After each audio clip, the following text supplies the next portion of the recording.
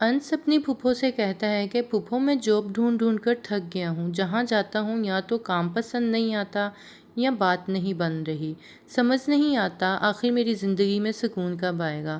پھوپھو کہتی ہیں کہ اتنا پریشان کیوں ہوتے ہو انس، ہر چیز اپنے وقت پر ملتی ہے۔ انس کہتا ہے کہ لیکن کب تک انتظار کروں پھوپھو، کبھی کبھار لگتا ہے کہ میری زندگی اچھی ہی نہیں ہے۔ اس کی پھوپھو کہتی ہیں کہ تمہیں اپنی زندگی اچھی نہیں لگتی، تمہیں پتہ بھی ہے کہ تم کتنے خوش قسمت ہو، تمہیں اتنی اچھی، اتنی صاف دل اور اتنی پیاری بیوی ملی ہے، ہر کسی کے نصیب میں ایسی بیوی نہیں ہوتی۔ انس کہتا ہے میں تو خوش قسمت ہوں پھوپھو، لیکن کیا میری بیوی بھی خوش قسمت ہے؟ اسے تو اچھا انسان نہیں ملا۔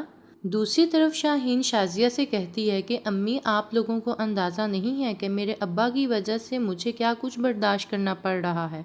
فہم کے سامنے ہر وقت مجھے اپنے ابو کی وجہ سے شرمندہ ہونا پڑتا ہے۔ شاہین کی ماں شازیہ آگے سے کہتی ہے کہ تمہارے ابو جو کر رہے ہیں اپنی جگہ ٹھیک سمجھتے ہیں، لیکن تمہیں بھی سوچنا چاہیے کہ فہم کے ساتھ تمہارا یہ رشتہ آخر کب تک اس طرح چلتا رہے گا۔ شاہین کہتی ہے لیکن امی میں کیا کروں، میں اپنے ابو کے خلاف بھی تو نہیں جا سکتی۔ تو فہم کہتے ہیں کہ تمہارے ابو مجھے چیلنج کر رہے ہیں شاہین، انہیں لگتا ہے وہ مجھے روک لیں گے۔ شاہین فہم سے کہتی ہے کہ تمہیں میرے ابو سے الجھنے کی ضرورت نہیں ہے، جبکہ فہم شاہین سے کہتا ہے کہ اگر کوئی مجھے چیلنج کرے گا تو پھر میں یہ نہیں دیکھوں گا کہ میرے سامنے کون ہے، جو کچھ مجھے چیلنج جو کرتا ہے میں اسے جواب ضرور دیتا ہوں۔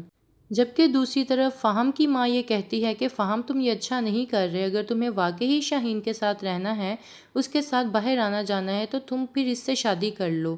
جبکہ فہم کہتا ہے کہ میں اب اس سے شادی نہیں کروں گا۔ بدلے میں فہم کی ماں کہتی ہے کہ نہیں شادی ہوگی تو اسی مہینے ہوگی۔ فہم آگے سے کہتا ہے کہ میں نے کہا نا کہ میں ابھی شادی کے لیے تیار نہیں ہوں۔